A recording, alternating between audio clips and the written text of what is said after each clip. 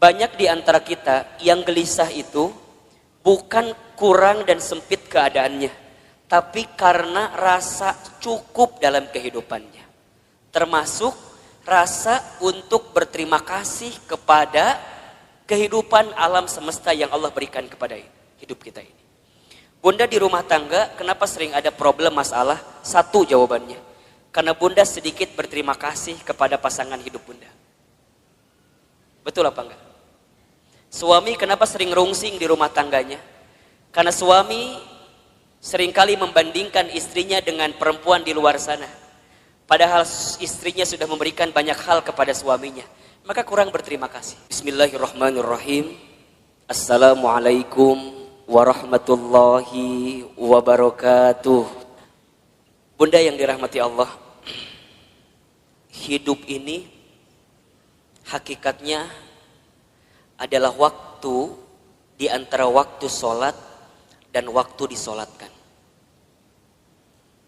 Hidup ini hanyalah titian detik berdetak, jantung berdegup, yang diantaranya kita hanya sedang menunggu waktu sholat dan waktu disolatkan.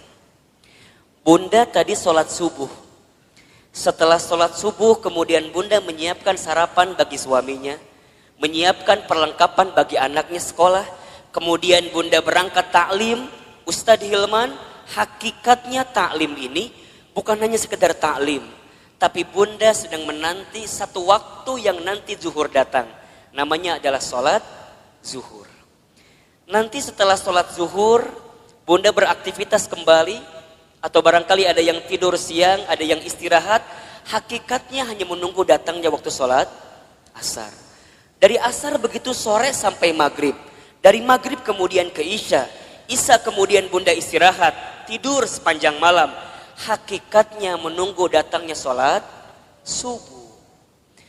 Dan kalau seandainya waktu sholat itu tidak berjumpa dengan kita, maka sudah saatnya kita berjumpa dengan waktu untuk disolatkan. Ya bunda, intinya bahwa yang namanya kehidupan ini ada sesuatu yang datangnya akan mendadak. Di antaranya apa? Kematian, kan? Maka satu kali ada nasihat yang disampaikan oleh malaikat Jibril kepada Nabi SAW. Nasihat dari siapa? Malaikat Jibril. Untuk siapa? Rasulullah SAW. Kalau nasihat ini datang dari malaikat Jibril untuk Nabi, berarti nasihat ini pun relevan atau bisa dijadikan nasihat untuk kita semua sebagai umat Nabi Muhammad SAW. Ustadz Hilman, Ahilman, apa nasihat yang malaikat Jibril berikan kepada Rasulullah? Kata malaikat Jibril, ya Muhammad, wahai Muhammad, pertama, isma syi'ta fa innaka mayyitun. Hiduplah kamu sesuka kamu ingin hidup, silahkan. Tapi kamu harus ingat bahwa semua yang hidup akan berjumpa dengan yang namanya kematian. Itu nasihat pertama. Jadi saat bunda hari ini hidup di dunia, silakan hidup. Berapapun usia yang Allah berikan, berapapun jatah umur yang Allah persembahkan, silahkan. Tapi ingat kata Jibril, dari setiap sendi kehidupan kita, kita semua akan berjumpa dengan yang namanya kematian.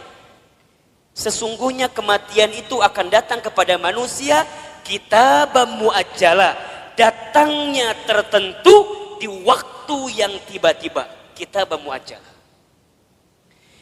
Kita tahu semua akan mati, kita tahu semua akan wafat, tapi kita semua tidak ada yang tahu kapan kita semua akan diwafatkan. Betul apa betul? Kita semua tahu semua tempat itu bisa jadi tempat potensial untuk kita wafat, tapi kita nggak pernah tahu di tempat mana Allah akan wafatkan diri kita. Maka bagaimana Ustadz menebak semua kematian kita? Rasul pernah mengajarkan kepada kita, innamal mar'u yumitu fil hayat illa ma dzatihi fil hayati dunya. Setiap manusia akan diwafatkan oleh Allah sesuai dengan kebiasaannya saat hidup di dunia. Ustadz baca berita kemarin, ternyata Mas Ashraf itu memang meninggal mendadak karena serangan jantung. Tapi di antara testimoni yang sangat luar biasa, ternyata beliau itu punya yayasan panti asuhan yang setiap bulan beliau support dananya. Jadi bukan hanya beliau sekedar seorang artis, seorang public figure yang mungkin kita tahu wafatnya, tapi di antara kenangan yang sangat luar biasa adalah kemarin ada testimoni dari pimpinan panti asuhannya yang kemudian beliau sampaikan yang membuat dia kehilangan sosok Ashraf itu bukan hanya sosok sebagai public figure, tapi setiap bulan beliau mencintai anak yatim piatu di bawah panti asuhan. Diingat gitu. Nah sekarang Bunda yang ada di sini Ustadz akan tanya, yakin nggak kita semua akan mati? Pasti akan mati, betul? Sekarang kalau seandainya Bunda wafat di waktu yang lebih dekat daripada kehidupan hari ini, persiapan apa yang sudah Bunda lakukan? Hah? Belum ada. Belum ada Ustadz, iya. Justru Bunda datang ta'lim ini persiapan buat menjelang kematian, betul apa enggak? Bunda datang ke majelis ilmu ini persiapan buat menjelang kematian. Dan kalau bicara sibuk mah tuh Bunda, wajah di dia makan sibuk semua merenan. Sibuk. Naon Bunda sibuk naon wae hidup teh. Sok ngumah wadah, bener teh. Di rumah banyak gak yang harus kita ngumah wadah pagi hari ini? Tumbukan baju banyak, setrikaan banyak. Ari ibu teh naon sih gawena? Ngumah wadah, setrikaan, masak. Jadi banyak kesibukan kita.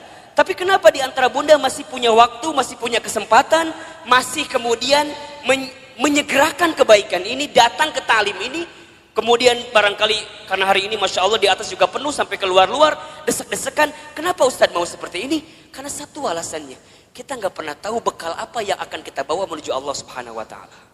Betul apa enggak? Maka Bunda yang dirahmati Allah, ini nasihat juga.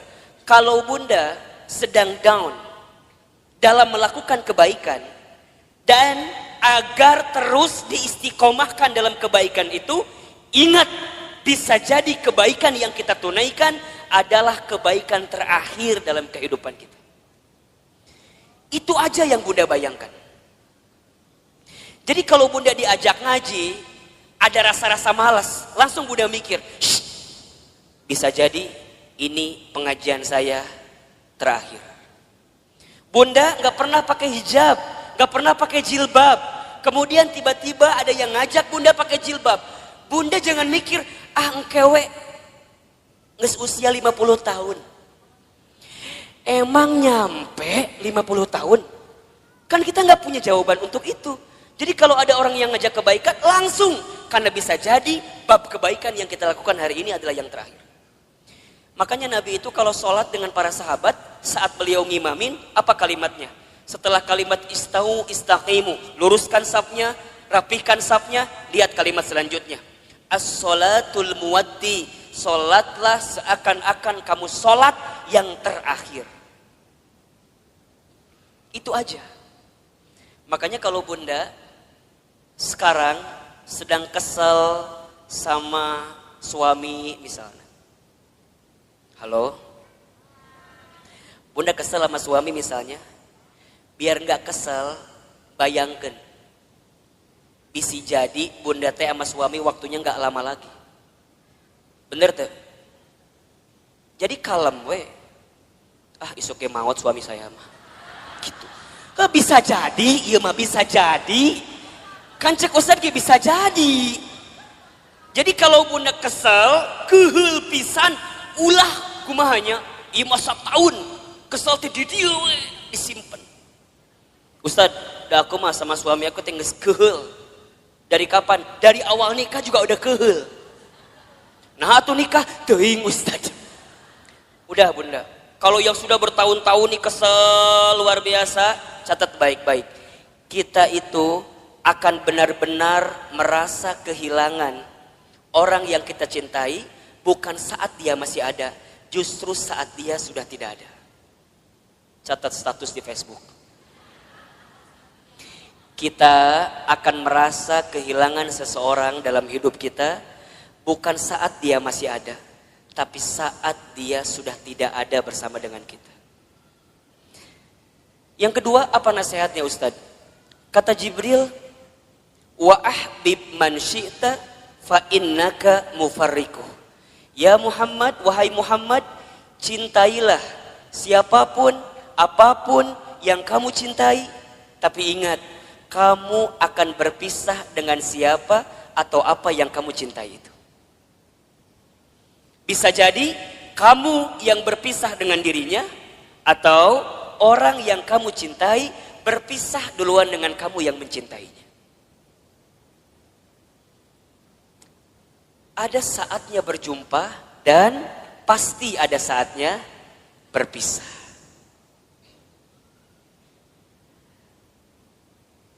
Terbayang sama bunda barangkali. Kalau tiba-tiba orang yang kita cintai dipanggil oleh Allah, kekuatan apa yang bisa membendung kesedihan kita? Ustadz pernah ngalamin, ya. Waktu Ustadz keterima beasiswa ke Amerika Serikat, baru 2 bulan di sana, Ustadz dapat kabar ibunda yang Ustadz sayangi itu meninggal. Dulu kelas 3 SMA, dari Amerika mau pulang susah, harus pulang seperti apa. Tapi Ustadz bersyukur, karena sebelum Ustadz berangkat ke Amerika, itu ada 1 minggu dikasih libur sama pesantren, Ustadz pulang kemudian ke rumah, dan selama seminggu itu Ustadz nemenin ibunda almarhumah. Nemenin terus. Nyuapin makannya, nemenin sholatnya. Dan begitu banyak di antara kata-kata ibunda yang terekam di hari-hari seminggu itu, yang sekarang jadi kenyataan. Ustadz sering ceritakan ke bunda barangkali. Bagaimana ibunda Ustadz waktu 1 kali sarapan, Ustadz suapin, ketika sarapan ibunda bilang ke saya, Hilman, nanti mama bakal nonton Hilman ceramah di TV. Dulu saya gak pernah nyangka, orang Garut, orang kampung, orang miskin, anak yatim, gimana caranya bisa ke Jakarta, bahkan bisa masuk TV. Hari ini, apa yang ibunda saya ucapkan jadi kenyataan. Ibunda saya pernah dapat hadiah sejadah, gambarnya Ka'bah. Kemudian ibunda saya tidak pernah lepas baca talbiyah setelah selesai sholat. Kemudian saya tanya kepada ibunda saya, Mama kenapa baca talbiyah terus setelah selesai sholat? Kata ibunda saya, Hilman, Iman, sambil dipegangin pipi saya, Mama itu ingin sekali berangkat ke Baitullah. Kalau Mama gak sempat berangkat ke Baitullah, Mama doain Iman bisa bolak-balik ke Baitullah. Hari ini, saya pengen berangkat ke Baitullah kapanpun terserah kita. Karena banyak travel yang kerjasama dengan kita. Tapi di balik itu semua, kadang ketika saya berangkat ke Baitullah, saya suka sedih. Karena saya belum sempat menggenggam tangan ibunda saya, ayahanda saya, untuk bisa menatap Ka'bah. Maka bunda yang dirahmati Allah, kita akan merasa kehilangan seseorang yang kita cintai, bukan saat orang itu masih ada, tapi orang itu setelah tiada.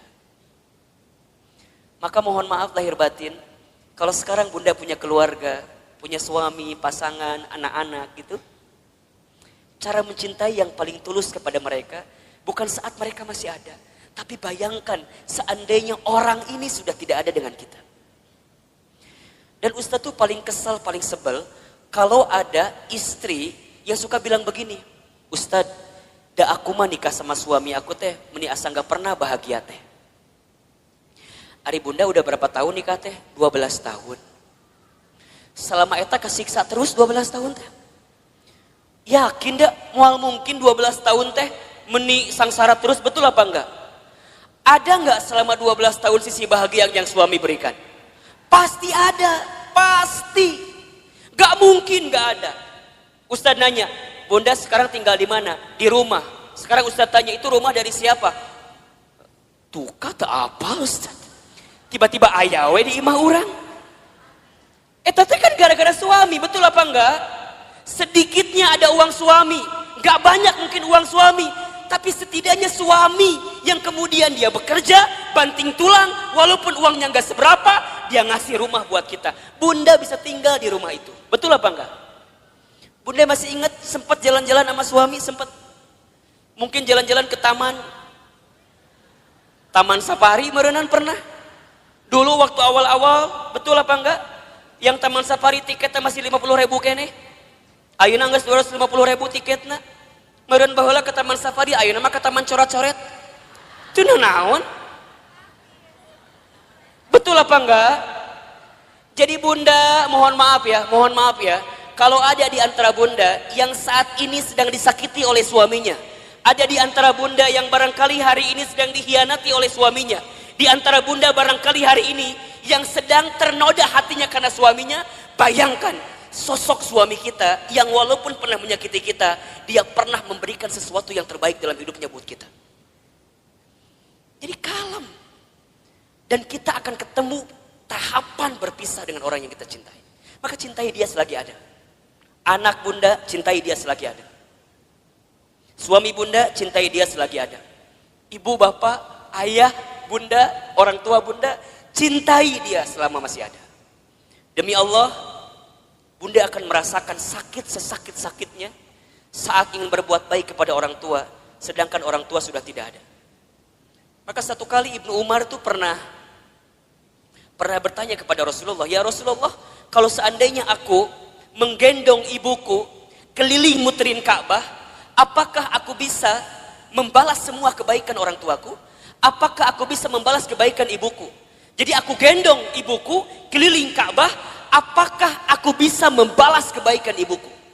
Apa jawaban Nabi ketika itu? Wahai Ibnu Umar,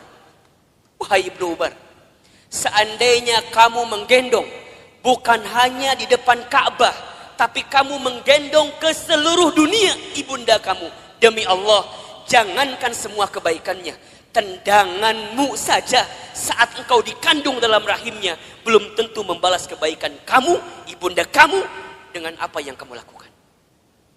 Jadi kalau sekarang bunda berikan apapun kepada orang tua, misalnya ngasih A, ngasih B, ngasih C, ngasih D, dan kita merasa cukup membalas semua kebaikan orang tua, demi Allah, tendangan kita pun saat kita dikandung oleh orang tua tidak akan bisa membalas semua kebaikan.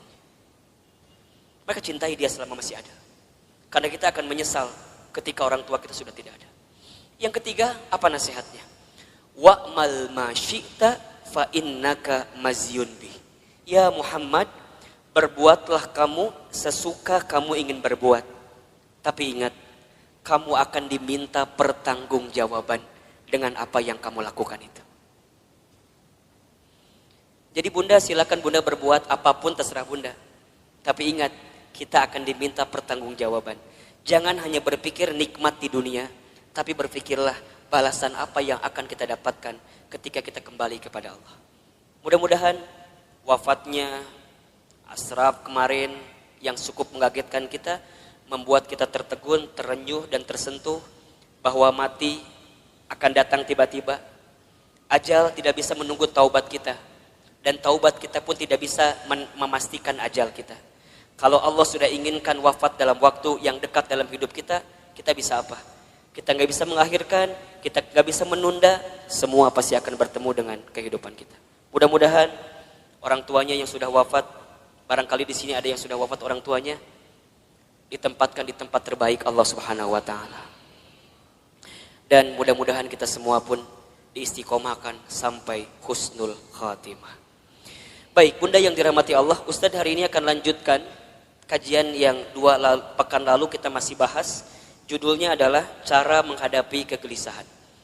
Kita review sedikit ya. Pertama, cara menghadapi kegelisahan itu adalah dengan cara husnuzon kepada Allah. Ustadz Hilman, apa itu husnuzon?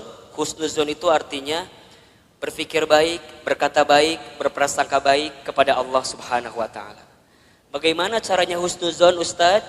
Bagaimana caranya husnuzon, Ustadz? Katakan, ini yang terbaik dalam hidup saya dan ini yang terbaik di mata Allah Subhanahu wa taala. Karena sesuatu yang baik menurut kita belum tentu baik menurut Allah. Tapi yang terbaik menurut Allah pasti yang terbaik dalam kehidupan kita. Pertama, agar kita tidak gelisah, atau bisa menghadapi kegelisahan, husnuzon dalam kehidupan.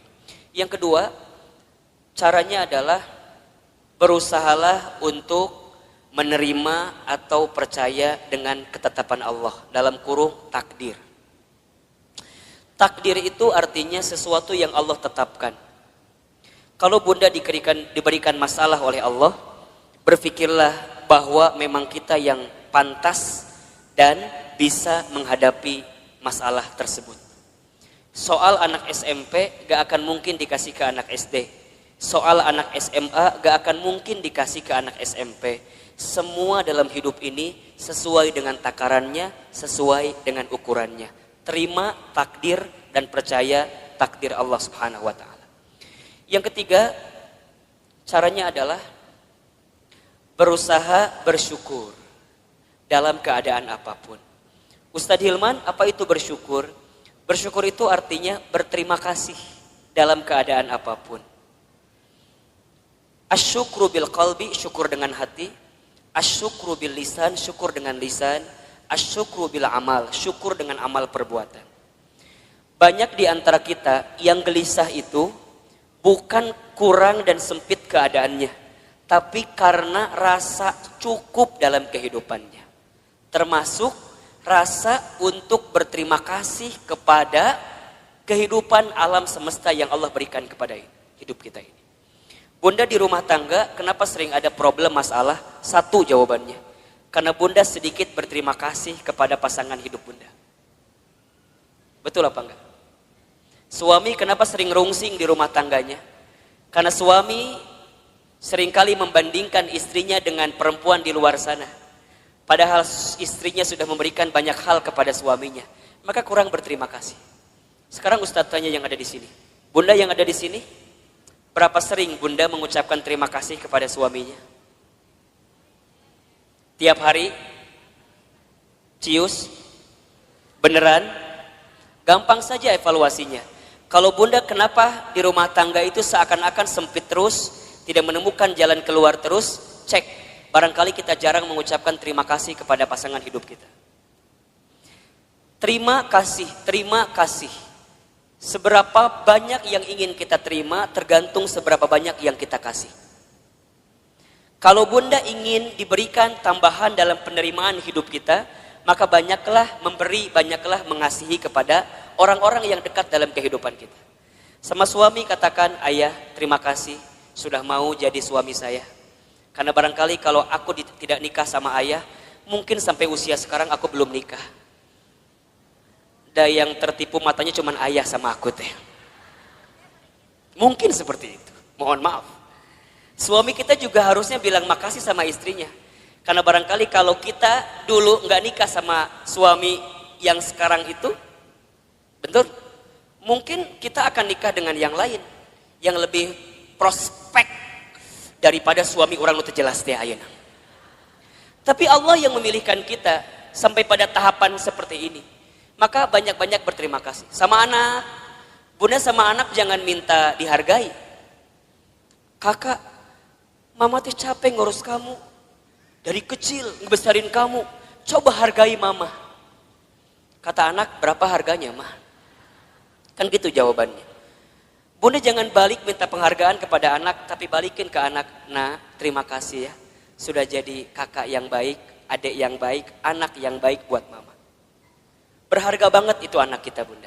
Investasi akhirat yang tidak akan pernah terputus adalah anak kita. Makanya mohon maaf, Ustadz suka bilang begini. Kalau bunda punya anak, kemudian ada pengeluaran buat anak, jangan pernah menyebutkan biaya. Tapi sebutkan itu investasi. Apa bedanya Ustadz? Kalau biaya itu habis. Bunda keluarkan habis. Tapi kalau investasi, bunda keluarkan, balik lagi buat bunda. Makanya kalau buat anak jangan bilang, Ustadz biaya anak teh besar. Jangan, itu salah. Kalau biaya anak, bunda keluarkan, habis, gak balik lagi ke bunda. Dia sekolah SDIT, SMPIT, SMAIT mungkin mahal harganya. Bunda jangan bilang biaya sekolah mahal. Jangan. Bunda katakan investasi sekolah anak saya mahal. Ingat, setiap yang mahal kita keluarkan, pasti returnnya pun akan tinggi. Betul apa enggak? Kan ada rumusnya dalam bisnis. Betul apa enggak? High risk, high return. Besar resikonya, besar penerimaannya. Berat keluarnya, maka akan tinggi juga keuntungan yang kita dapatkan. Pertanyaan Ustadz, sudah seberapa besar investasi yang Bunda berikan untuk anak Bunda? Sehingga saat Bunda tiada, anak Bunda jadi investasi terbaik yang akan memberikan kebaikan dalam kehidupan Bunda. Kalau Bunda masih hitung-hitungan dengan anak, mohon maaf. Kalau Bunda masih hitung-hitungan dengan anak, mohon maaf. Karena pada bab selanjutnya, Allah pun akan hitung-hitungan dengan apa yang diberikan ke dalam kehidupan kita. Catat baik-baik ya. Catat baik-baik ya. Rezeki itu tidak akan pernah habis saat kita memberi yang terbaik untuk keluarga kita. Rezeki kita tidak akan pernah habis saat kita memberikan nafkah yang terbaik bagi keluarga kita. Maka lihat kalimatnya, nafkah. Nafkah itu sama dengan kalimat infak. Asal katanya dari kalimat nafako atau infako, sama. Apa artinya? Sesuatu yang kita berikan dalam hal materi yang akan kembali dalam kehidupan kita. Nah, itu infak. Makanya para suami, mohon maaf ya, para suami di luar sana, ini Ustadz bicara ke kamera. Emang ada suami di belakang? Emang ada di sini yang tiba-tiba pakai jilbab gitu? Suami nggak ada kan? Para suami, mohon maaf, kalau antum mau ditinggikan derajatnya, mau bertambah rezekinya, jangan pernah hitung-hitungan ngasih sama istrinya. Catat. Jangan minta diulangi pohodoi Ustaz. Para suami, para ayah, kalau kita ingin ditinggikan derajatnya, dimudahkan rezekinya, maka jangan pernah pelit kepada istrinya. Karena saat engkau membahagiakan istrimu, di saat itu Allah akan bahagiakan kehidupanmu. Ustadz percaya sekali bahwa suami yang baik sama istrinya, kemudian istrinya bahagia karena kehidupannya, istri bahagia itu menentukan rezeki suami. Makin bahagia istrinya, maka makin mudah rezeki suaminya. Cius. Benar. Bunda tanyain istri saya. Tanya nanti kalau ketemu. Teh Lina, bahagia nggak punya suami kayak Ahilman? Tanya. Nggak tahu atuh, tanya ku ibu. Engke kalau ibu ketemu sama Teh Lina, ibu tanya. Ustadz mah sangat meyakini Bunda. Sekarang banyak keajaiban rezeki dalam diri Ustadz itu bukan semata-mata karena Ustadz, bukan. Saya mah tuh apa daya lah, jangan kieu hungkul lah. Ya ginilah apa gitu kita mah. Betul nggak?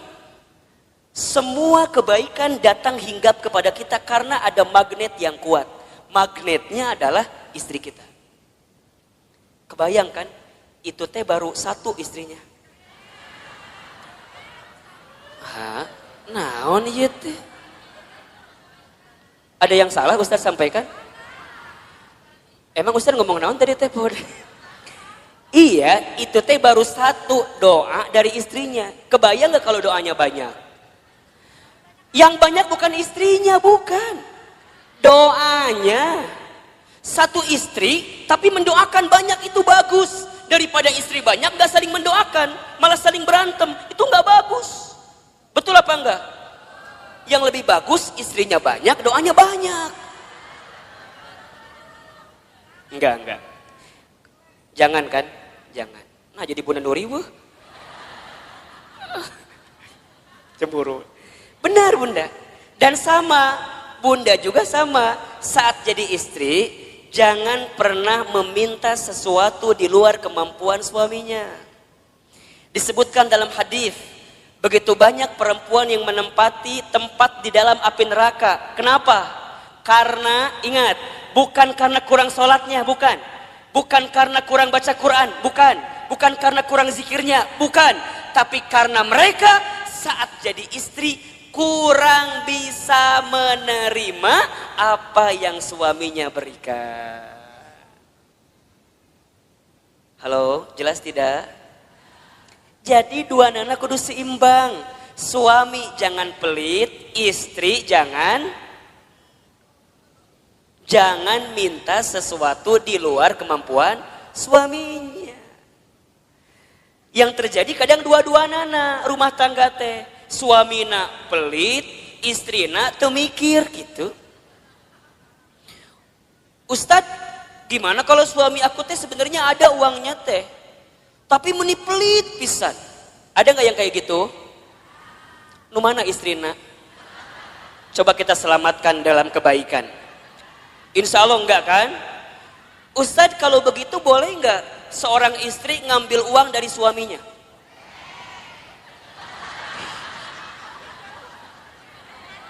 Bahaya loh ini loh.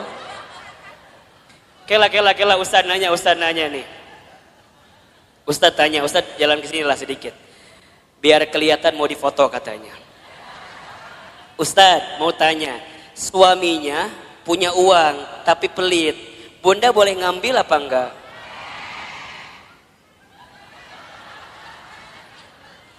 Kata siapa itu teh? Bunda catat ya, kalau suaminya pelit, kemudian dia nggak pernah ngasih kepada kita padahal uangnya ada, maka bunda boleh mengambilnya dengan can beres, asik langsung. Tah cek Ustad mah eta nu jadi salah teh. Ku bunda si Ustad sok dipotong materina teh. Bunda boleh mengambil dengan syarat tertentu. Ingat ya, ini bicara bab fikih. Contoh ya, jadi kalau suami pelit, uangnya ada tapi nggak ngasih ke bunda, bunda boleh ngambil dengan syarat tertentu. Satu, bunda ambil sesuai dengan kebutuhan keluarga. Satu, ingat ya, bukan kebutuhan bunda, kebutuhan keluarga. Jelas kira-kira? Uang dapur kebutuhan bunda atau kebutuhan keluarga? Baik, uang pembantu kebutuhan bunda atau keluarga? Bunda beli tas baru new arrival di Botani, kebutuhan keluarga atau kebutuhan bunda?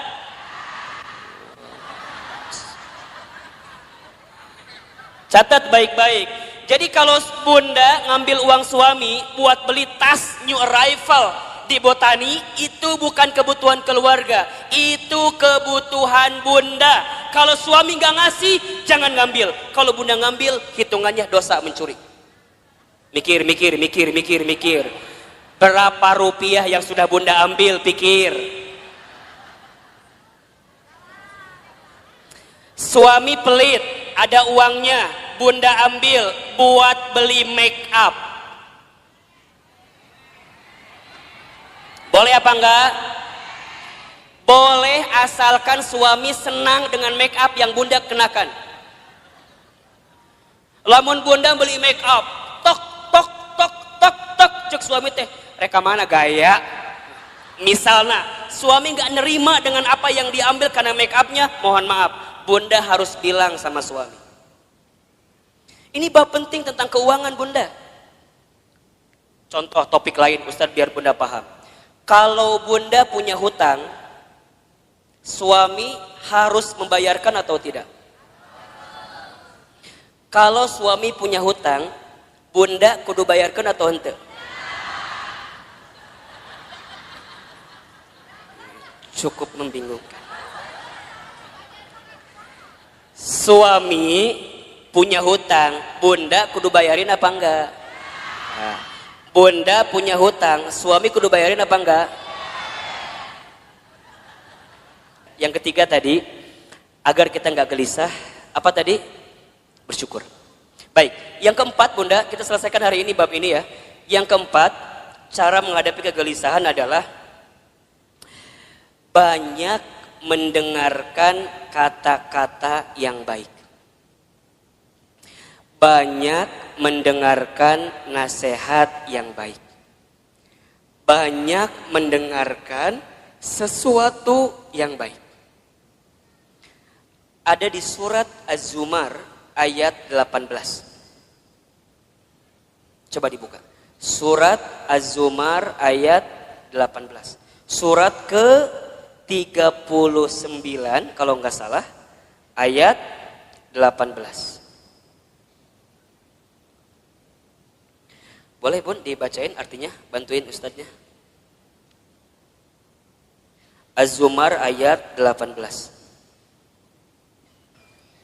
A'udzubillahi minasyaitonirrajim. Yaitu mereka yang mendengarkan perkataan lalu mengikuti apa yang paling baik di antaranya. Mereka itulah orang-orang yang telah diberi petunjuk oleh Allah dan mereka itulah orang-orang yang mempunyai akal sehat. Baik Bunda, perhatikan kalimatnya.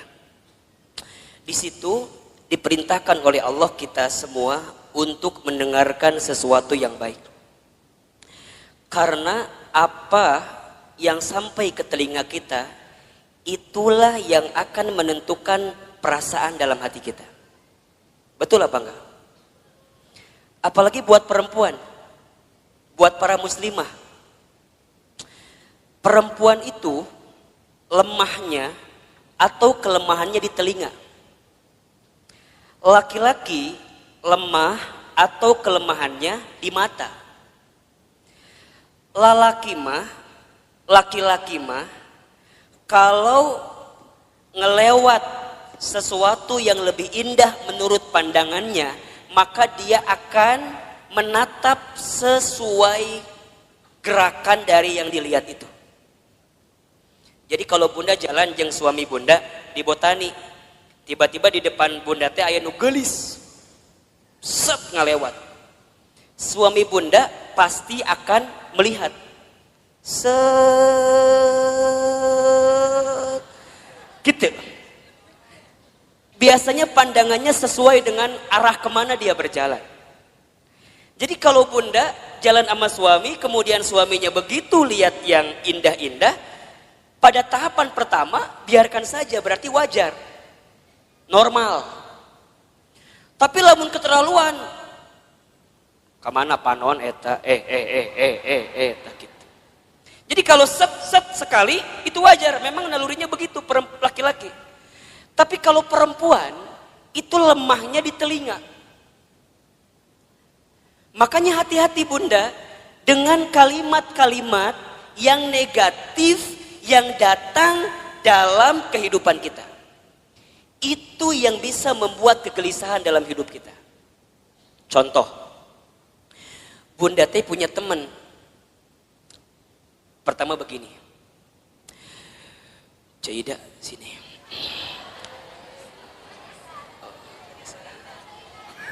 Misal namanya teh Cida, teman kita teh.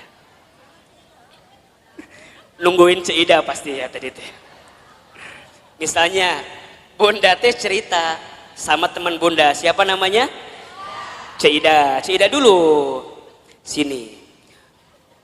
Bunda teh cerita apa? Gini ceritanya. Cida, naon cekokom gitu. Misal yang cerita teh cekokomnya, ibu mau cerita ke Cida gitu. Cida, iya naon cekokom. Cekokom tuh cerita, ibu namanya cekokom ya. Naon cekokom cerita naon cek Cida teh. Cekokom teh kieu ceritana teh. Cek, saya teh lagi pusing ku naon. Anak saya teh udah kuliah, tapi kalau disuruh sholat melihara rese pisan. Ih, hese disuruh sholat teh. Padahal manehna teh apal eta teh kewajiban, tapi meuni hese. Berkali-kali kadang subuh mah ku saya teh sok disiram ku cai. Kadang sok dibuat ieu gempa susulan, da beh hudang teh gitu. Tapi meuni hese dihudangkeun teh. Kadang-kadang aku tuh suka merasa bersalah. Aku teh ngaji tapi anak aku mending susah diajak sholat teh. Cekokom cerita sama siapa? Cida. Karena Cida teh bagus, teman yang baik, maka lihat jawabannya. Cekokom. Iya Cida gitu Cida. Kamu mah syukur udah punya anak selesai kuliah. Ya tapi kan sholat melihara rese. Ce, doain aja. Doain kumaha sih? Doain. Lah kita nggak pernah tahu kan, barangkali dia teh berubah, bukan sekarang, tapi bisa jadi nanti saat cekokom geus eueuh. Jadi mana yang nggak doakan orang maut ya teh? Lain, kieu cekokom maksud saya teh. Ece teh kudu husnuzon, ece teh kudu berkata-kata baik.